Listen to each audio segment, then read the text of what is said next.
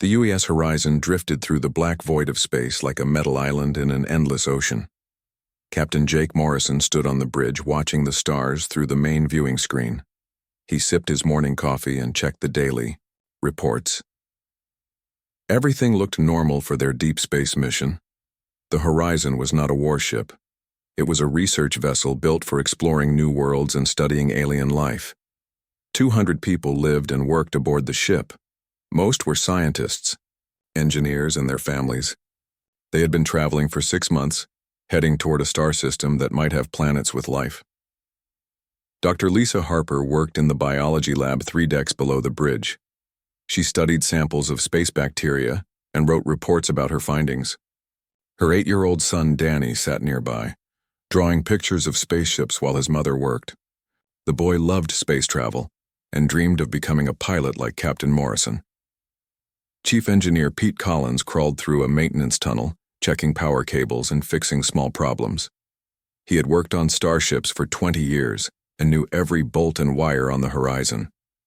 The ship was old but reliable, like an old truck that keeps running because someone takes good care of it.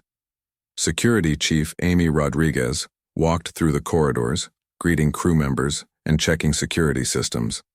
She carried a small weapon on her belt, but it had never been fired except during training. The Horizon had never encountered hostile aliens. Most alien species they met were friendly or simply ignored human ships. In the observation lounge, families gathered for breakfast. Children played games while their parents talked about work and home. Old Frank Peterson, who fixed broken equipment, told jokes that made everyone laugh. The atmosphere felt like a small town where everyone knew each other. Captain Morrison finished his coffee and walked to his command chair. His first officer, Lieutenant Commander Steve Walsh, handed him the morning status report. All systems worked normally. Their destination was still 3 weeks away. It seemed like another quiet day in deep space. Then everything changed. The ship's sensors started beeping rapidly. Lieutenant Sarah Kim, the navigation officer, looked at her instruments with confusion. "Captain, I'm detecting multiple objects approaching fast, very fast." Morrison stood up and moved to her station. "How many objects?" 12, sir. They're big. Much bigger than us." The main screen flickered and showed space around the horizon. 12 massive ships appeared from nowhere, surrounding the human vessel like wolves circling prey. The alien ships were dark gray and covered with weapon ports. They looked designed for one purpose: war.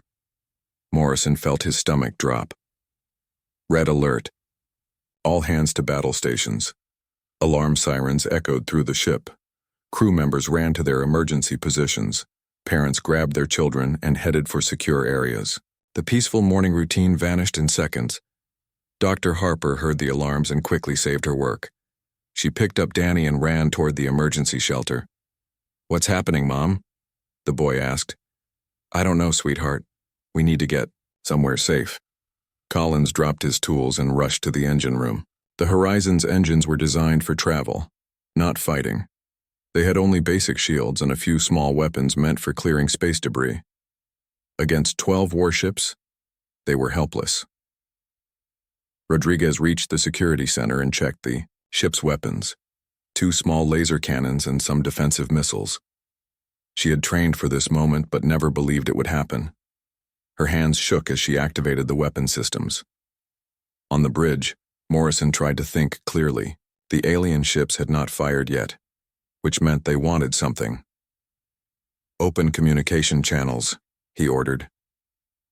The main screen showed the largest alien vessel.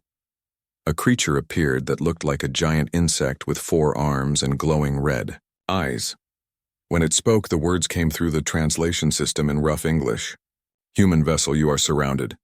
This is War Commander Zethkol of the Kethmar Dominion. Surrender your ship immediately. Your crew will be processed for biological study. Resistance will bring pain." Morrison knew what processed meant. He had read intelligence reports about the Kethmar. They captured other species, performed horrible experiments on them, and then killed them. They considered all other life forms inferior and useful only for study. "This is Captain Jake Morrison of the UES Horizon. We are a peaceful research vessel. We have no weapons that could threaten you. Please allow us to leave this area." The alien commander made a sound like grinding metal. "Humans are weak. Your ship contains valuable biological samples. You will surrender now, or we will take your ship by force. Choose quickly." Morrison looked around the bridge. His crew stared at him, waiting for orders.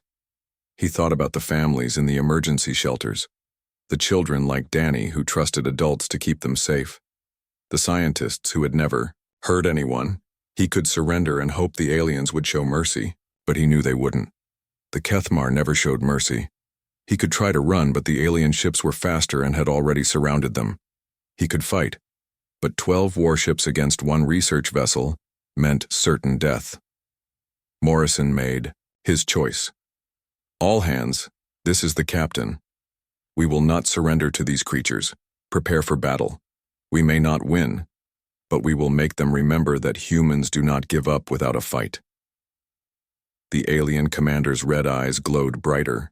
"You choose pain, human. We will break your spirit slowly. When you beg for mercy, we will laugh." The first alien weapons fired, sending streams of energy toward the horizon. The ship's shields flared bright blue as they absorbed the impact. The deck shook and lights flickered. "Shields down to 80%, reported Lieutenant Kim. Morrison gripped his command chair. The battle had begun.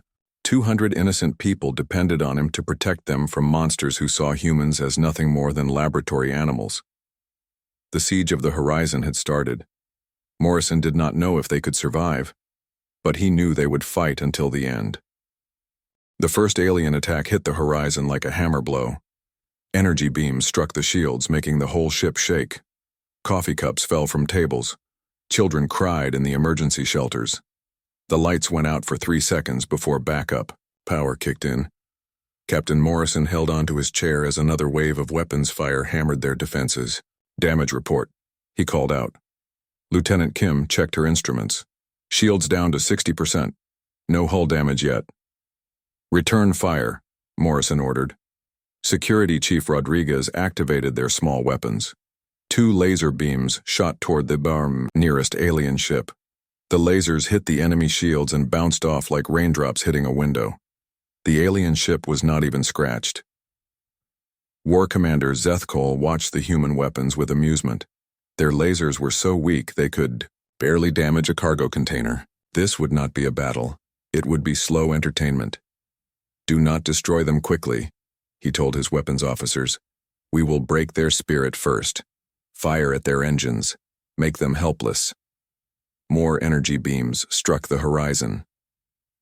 Chief, Engineer Collins felt the ship shake around him as he worked in the engine room. Sparks flew from control panels. Warning lights flashed red everywhere.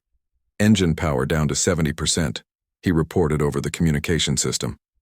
"I can keep us running, but not for long if they keep hitting us."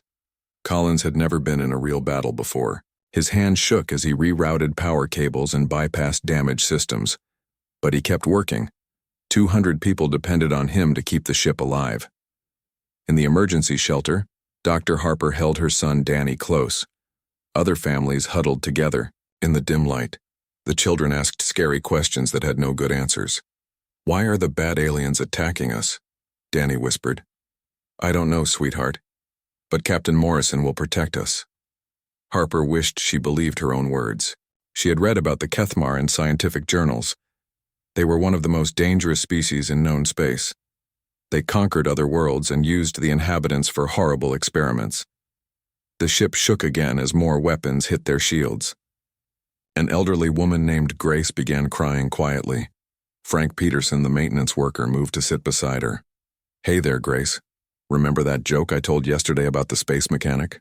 Grace looked at him with tears in her eyes. "Frank, we're all going to die." "Maybe. But we're not dead yet. And while we're still breathing, we might as well smile." He told his joke anyway, and somehow Grace managed a small laugh. On the bridge, Morrison watched their situation get worse by the minute. The alien ships took turns attacking, keeping constant pressure on their shields. It was like being slowly squeezed to death. "Why don't they just destroy us?" asked Lieutenant Walsh. Morrison understood. "They want us alive for their experiments. This is psychological warfare. They're trying to break our will to fight. The alien commander appeared on the main screen again. Humans, your shields grow weak. We have recorded the screams of your species from other worlds. Would you like to hear them? Without waiting for an answer, horrible sounds filled the bridge. Recordings of human voices begging for mercy, crying in pain, screaming in terror. The sounds came from people who had been captured by the Kethmar and tortured in their laboratories. Morrison turned off the audio, but the damage was done. His crew had heard what awaited them if they surrendered. Some looked sick, others looked angry. "Sir," Rodriguez called from her station, "I have an idea. It won't save us, but it might hurt them." "Tell me. If we overload our engines, we can create a big explosion. Take one or two of their ships with us." Morrison considered it. A suicide attack might damage the enemy, but it would definitely kill everyone on the horizon. He looked around the bridge at his young officers. They deserved a chance to live. "Not yet. We keep fighting as long as we can." Hours passed. The alien attacks continued in waves. They would fire until the horizon's shields were almost gone, then stop and wait for them to recover slightly. Then they would attack again. It was torture designed to last as long as possible. Collins performed miracles in the engine room. When power conduits overloaded, he rerouted energy through backup systems. When cooling systems failed, he manually operated emergency valves. Sweat poured down his face as he crawled through service tunnels, fixing damage as fast as the aliens could create it. Rodriguez organized civilian volunteers into damage control teams. Scientists who had never held tools learned to patch hull breaches. Cooks became stretcher bearers for wounded crew members. Elderly passengers helped younger people stay calm. Dr. Harper left the shelter to help in the medical bay. Injured crew members needed treatment, and she had medical training. She worked alongside the ship's doctor, treating burns, broken bones, and cuts from flying debris. "Mom? Where are you going?" Danny called when she tried to leave. "I have to help hurt people, sweetheart. Mrs. Wilson will take care of you." The boy grabbed her hand. "Don't leave me." Harper knelt down and hugged him. "I'll come back, I promise. Be brave for me." The alien psychological attacks grew worse. They hacked into the ship's communication system and forced the crew to watch. Recordings of humans being dissected alive in Kethmar laboratories. They broadcast detailed descriptions of the experiments they would perform on each crew member. But something unexpected happened. Instead of breaking, the human crew grew stronger. Parents fought harder, knowing their children's lives depended on it. Engineers pushed failing systems beyond their limits through determination alone. Medical staff saved lives under impossible conditions. Morrison noticed the change during Hour 8 of the siege. His crew worked with desperate efficiency, helping each other without being asked. Fear had transformed into fierce protectiveness. War Commander Zethkol also noticed. The humans should be begging for mercy by now. Every other species had broken within 6 hours of psychological warfare. But these creatures seemed to grow more determined as their situation became more hopeless. This made no sense to the alien commander. Logically, the humans should surrender to avoid unnecessary suffering. Their resistance was not just futile, it was irrational. The horizon's shields flickered and sparked, nearly failing completely before Collins managed to stabilize them one more time. Everyone knew they could not last much longer, but nobody suggested giving up. Hour 10 arrived like death knocking on the door. The horizon groaned and shuddered as another wave of alien weapons struck their failing shields. Sparks showered from control panels across the ship. The lights dimmed and flickered like dying candles. Captain Morrison watched his ship fall apart around him. Red warning lights flashed on every station. The main screen showed cracks spreading across its surface. His command chair had scorch marks from electrical fires. "Shield status," he called out. Lieutenant Kim's voice shook as she read her instruments. "Down to 15%, sir. The next attack will break through completely." Chief Engineer Collins crawled out of a smoking maintenance tunnel. His uniform was burned and torn. His hands were bloody from handling broken metal and hot wires. He had been working for 10 hours straight, performing miracles to keep the ship running. "Captain, I can't hold her together much longer," he reported over the communication system. The main power core is overheating. Life support is running. On emergency power only. We have maybe 2 hours of air left. Another explosion rocked the ship. A section of the hull near the cargo bay tore open, sucking air and loose objects into space. Emergency force fields activated automatically, sealing the breach, but the damage was done. The horizon was bleeding atmosphere. In the medical bay, Dr. Harper worked desperately to save lives. The room overflowed with injured crew members. She had run out of proper medical supplies hours ago and now used torn clothing as bandages. Her hands were steady, but inside she felt terrified. A young engineer named Gary lay on a makeshift stretcher. Falling debris had crushed his leg during the last attack. He looked up at Harper with pain-filled eyes. "Doc, are we going to make it?" Harper cleaned his wounds with the last of their antiseptic. "We're still fighting, Gary. That means we still have hope." She wished she felt as confident as she sounded. Through the medical bay's small window, she could see the alien ships surrounding them like hungry sharks. Their weapons glowed with deadly energy, ready to fire again. Security Chief Rodriguez stood at her weapons station, but her small lasers had run out of power cells. The Horizon's defensive missiles were gone, fired uselessly at enemy shields that barely noticed them. She had nothing left to fight with except her determination. "Captain, weapons are offline," she reported. "We're defenseless." Morrison nodded grimly. He had expected this moment. "All remaining crew report to emergency stations. Prepare for hull breaches." War Commander Zeth Cole watched the dying human ship with growing confusion. His tactical officers reported that the Horizon could not survive another direct assault. Their shields were nearly gone, their weapons destroyed, their hull cracked in multiple places, yet the humans continued to resist. They should be screaming for mercy by now. They should be offering to surrender, to serve as slaves, anything to preserve their lives. Instead, they worked together to repair damage and protect each other. "Commander, shall we finish them?" asked his weapons officer. Zeth Cole stared at the human vessel. Something about their behavior disturbed him. In all his years of conquest, he had never encountered a species that refused to break under pressure. Every intelligent race eventually recognized the logic of surrender when faced with certain death. Not yet.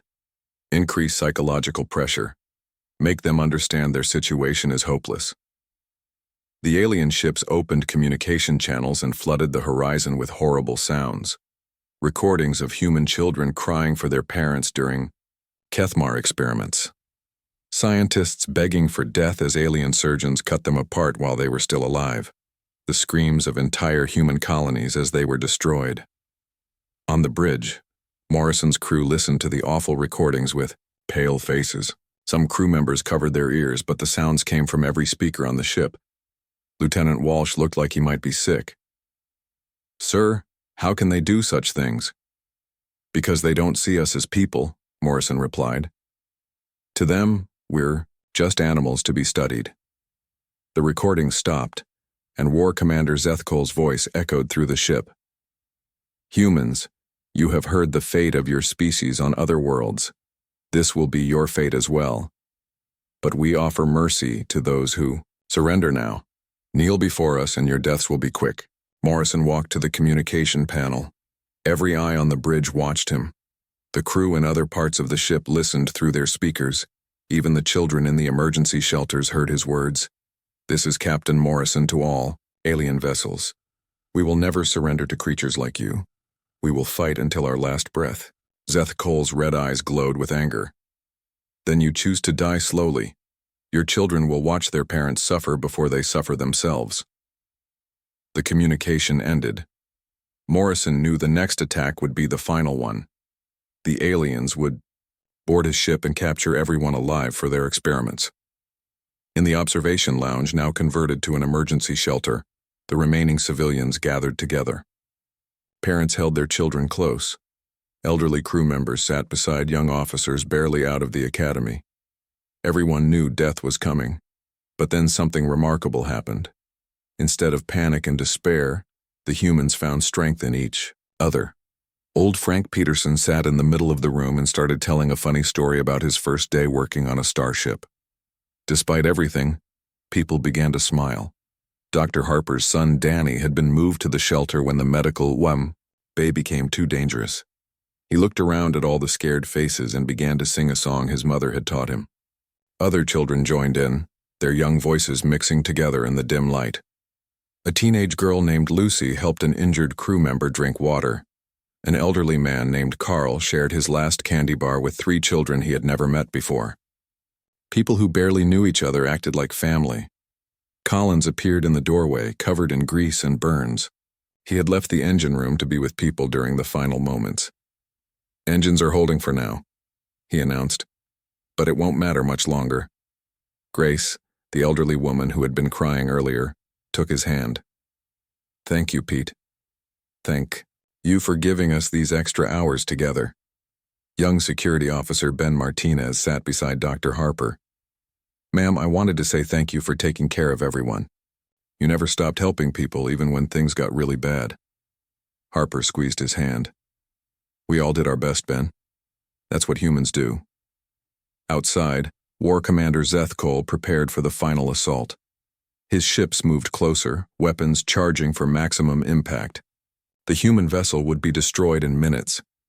But something nagged at his mind. The humans' behavior made no logical sense. They faced certain death, yet they comforted each other, instead of fighting over the few remaining resources. They sang songs instead of screaming in terror. They shared food instead of hoarding it for themselves. What kind of species chose hope over logic? What kind of creatures found strength in their weakest moments? For the first time in his military career, Zeth Cole felt something he did not recognize. It was not fear of human weapons or ships. It was something deeper and more disturbing. Growing sense that these humans represented something his species had never encountered before. Something that could not be broken, no matter how much pressure was applied. The final assault began at hour 11. War Commander Zeth Cole ordered all 12 alien ships to fire at once. Energy beams so bright they hurt to look at struck the horizon from every direction. The ship's failing shields flashed white-hot and then disappeared completely. The first alien weapon to break through hit the engine section. The explosion threw Chief Engineer Collins against a bulkhead. He felt his ribs crack, but he crawled back to his station and kept the power running for 30 more seconds before the backup systems failed. On the bridge, Captain Morrison held onto his command chair as the deck tilted sideways. The main screen exploded in a shower of sparks. Control panels caught fire. The artificial gravity flickered on and off, making people float helplessly before crashing back down. "Hull breach in sections 4 through 7, reported Lieutenant Kim, blood running down her face from a cut on her forehead. "Emergency force fields are failing." Another explosion rocked the ship. This time it hit near the medical bay. Dr. Harper threw herself over an injured crew member as debris fell from the ceiling. The lights went out completely, leaving them in darkness except for the glow of emergency strips along the floor. "Mom," Danny's voice called from the emergency shelter. He was scared and wanted his mother, but she could not leave the wounded people who needed her help. "I'm okay, sweetheart," she called back. "Stay with Mrs. Wilson." The alien weapons kept firing. Each hit made bigger holes in the horizon's hull. Air rushed out into space through the breaches. Emergency systems sealed some gaps, but others were too large to stop. Security Chief Rodriguez helped evacuate the damaged sections. She carried an unconscious engineer on her back while guiding other crew members toward safer areas. Her security training had prepared her for emergencies, but nothing could have prepared her for this level of destruction. The horizon was dying. Its metal bones groaned and twisted as the alien weapons tore it apart piece by piece. Whole sections of the ship became uninhabitable. The crew crowded together in the few areas that still had air and power. War Commander Zeth Cole watched the destruction with satisfaction. The human ship could not survive much longer. Soon he would order his boarding parties to collect the survivors for transport to Kethmar research facilities. But still the humans did not surrender. Their communication system was damaged, but occasionally he could hear fragments of their conversations. Instead of begging for mercy, they were organizing rescue efforts and sharing supplies. "Boarding parties, prepare for assault," he commanded. "Take prisoners alive." The scientists want fresh subjects. Kethmar warriors gathered in the transport bays of all 12 ships. They wore heavy armor and carried weapons designed to stun rather than kill. Their orders were simple: capture every human alive and prepare them for experimentation. The first boarding pods launched from the alien ships. They struck the Horizon's hull and burned through the weakened metal. Dozens of armed Kethmar soldiers poured into the dying human vessel. Morrison heard the sound of cutting tools and knew the aliens were boarding. He activated the ship's emergency communication system one last time. His voice echoed through every speaker that still worked. "All hands, this is the captain. Enemy soldiers are boarding the ship. We will make our final stand in the central hub. Bring anyone who can't walk. Leave no one behind." The surviving crew members began moving toward the ship's center. Parents carried children. Healthy people supported the wounded. Collins limped along with a broken leg, helped by 2 young engineers. Dr. Harper brought medical supplies and stayed close to Danny. The central hub was a large circular room where the ship's main corridors met. It had thick walls and multiple exits, making it the most defensible location. But defense against Kethmar warriors armed with advanced weapons was almost impossible. The humans gathered in the hub like a small island surrounded by rising floodwater. They had no real weapons, just tools and makeshift clubs. Some crew members had small pistols, but these would barely scratch alien armor. Rodriguez positioned the few security officers at the entrances. Collins and other engineers set up barriers, using tables and equipment. Dr. Harper created a medical station in the center, where she could treat anyone who got hurt. The children huddled together with the elderly crew members. Danny held his mother's hand tightly. He was scared, but he tried to be brave like the adults around him. "What happens now?" asked young Officer Martinez. Morrison looked around at his people. They were tired, hurt, and outnumbered by enemies they could not defeat. But their eyes still held determination. They had fought for 11 hours against impossible odds and refused to give up. "Now we make our last stand," he said quietly. "We may not win, but we'll show these creatures what humans are made of." The sound of fighting echoed through the corridors as Kethmar soldiers advanced deeper into the ship. Human crew members tried to slow them down using whatever they could find. A cook threw boiling water at alien warriors. Scientists used welding, tools as weapons. Even injured people fought back when the aliens found them, but the Kethmar were too strong and too well armed. They pushed through the ship's defenses like a flood, breaking through a dam. Soon they reached the outer edges of the central hub. The first alien soldiers appeared at the hub's main entrance. They moved carefully, expecting traps or hidden weapons. Instead, they found 200 humans standing together in the middle of the room. The humans were clearly defeated. Their ship was destroyed, their weapons gone, their escape impossible. They should have been on their knees begging for mercy. Instead, they stood facing their enemies with quiet dignity. More Kethmar. Warriors entered through other doorways until the humans were completely surrounded. The alien soldiers kept their weapons ready but did not fire. Their orders were to take prisoners, not corpses. War Commander Zethkol entered the hub personally. He wanted to see these strange humans up close.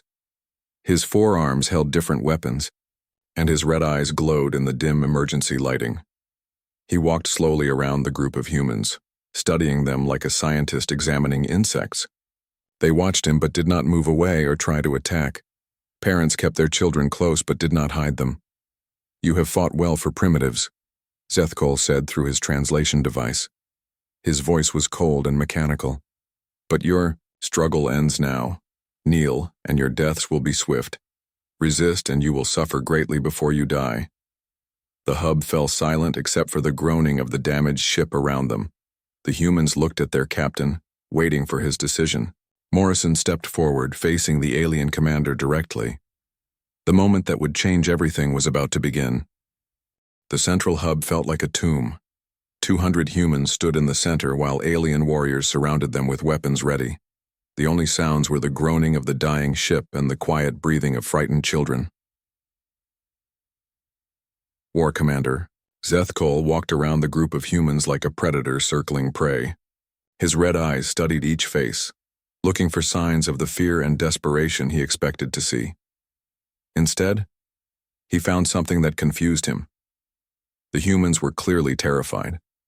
Parents held their children close. Wounded crew members leaned on friends for support. Everyone knew they were about to die horribly in alien laboratories, but none of them begged. None of them tried to bargain for their lives. They stood together with quiet dignity, waiting for whatever came next. Dr. Harper held Danny's hand tightly. Her son looked up at her with wide, scared eyes. "Mom, what's going to happen to us?" She knelt down and hugged him. "I don't know, sweetheart, but whatever happens, we'll face it together." Nearby, old Frank Peterson stood beside Grace. The elderly woman was shaking with fear, but Frank squeezed her shoulder gently. "Remember what I always say, Grace. We're not dead until we're dead." Chief Engineer Collins leaned against a wall, his broken ribs making it hard to breathe. Young Officer Martinez stood beside him, ready to catch him if he fell. "Pete, thank you for keeping us alive this long." Collins managed a weak smile. "Just doing my job, kid." Security Chief Rodriguez positioned herself between the aliens and the civilians. She had no weapons left, but she would protect her people as long as she could breathe. Captain Morrison stood at the front of the group, facing War Commander Zethkol directly. His uniform was torn and bloody. His face showed exhaustion from 12 hours of desperate fighting, but his eyes burned with unextinguished determination. Zethkol stopped walking and stared at the human captain. In all his years of conquest, he had never seen a defeated enemy look at him this way. There was no fear in Morrison's eyes, no desperation, no hope for mercy. There was only quiet, unshakable certainty. "You are defeated," Zethkol said through his translator. "Your ship is destroyed. Your weapons are gone.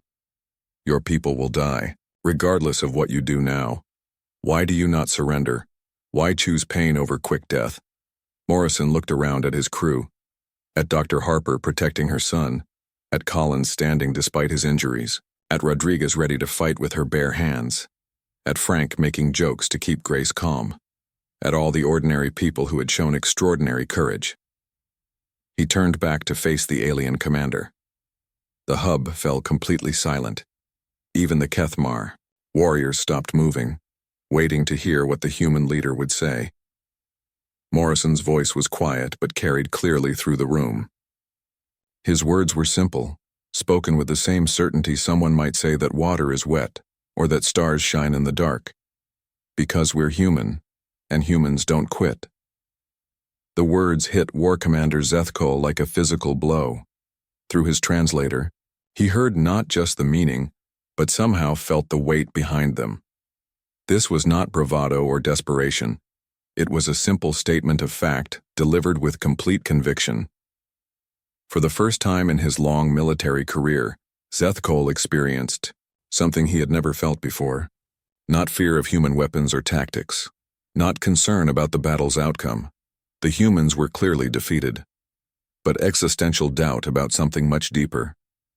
The Kethmar Dominion had conquered hundreds of species across thousands of worlds. Every single one, when faced with certain death, had eventually surrendered, begged for mercy, or broken completely. It was a universal constant in their experience. All intelligent life prioritized survival above everything else. But these humans stood ready to die rather than kneel. Parents shielded children they could not save. Wounded soldiers supported each other when they could have conserved strength for themselves. They faced extinction with their dignity completely intact.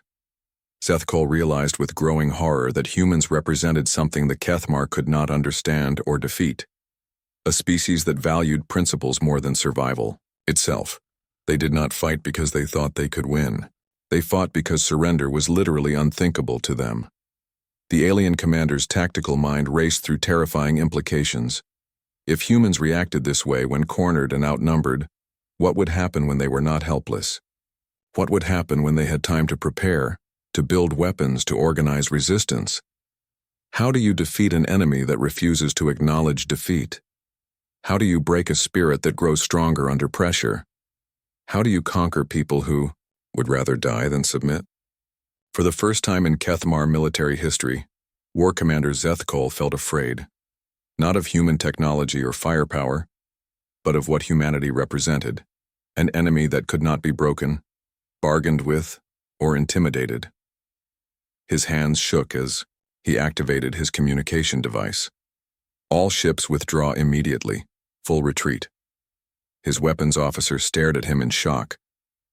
Commander, we have achieved total victory. The humans are defenseless. Withdraw now, Zethkol roared. That is an order. The Kethmar warriors looked confused but began backing toward the exits. They kept their weapons pointed at the humans, expecting some kind of trick or hidden attack. But the humans just watched them go. No one moved. No one spoke. They simply stood together with quiet dignity as their enemies retreated. Within minutes, the alien boarding parties had returned to their ships. The Kethmar fleet powered up their engines and jumped away into deep space, leaving the crippled Horizon drifting alone among the stars.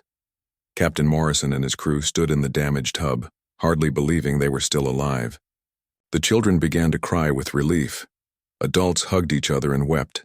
They had faced certain death and somehow survived. Captain, Lieutenant Walsh asked in amazement, why did they leave? Morrison looked around at his people, at the ordinary men and women who had shown extraordinary courage, at the parents who had protected their children, at the crew members who had sacrificed for each other without being asked, because they finally understood what they were dealing with. He said quietly, they realized that some things can't be conquered. Dr. Harper picked up Danny and held him close. Is it over, Mom? Yes, sweetheart, it's over. Collins began organizing repair teams to restore life support. Rodriguez checked for casualties and damage. The crew worked together to save their ship and return home. They did not know that across the galaxy, War Commander Zethkol was filing his report with Kethmar High Command. His recommendation was simple and absolute. Avoid all contact with the species known as humans. They were too dangerous to conquest, not because of their weapons or technology, but because of their spirit. The Horizon limped home carrying the knowledge that humanity's greatest strength was not superior firepower or advanced ships. It was the simple, unshakable belief that some things were worth dying for, and sometimes the act of refusing to surrender was victory enough.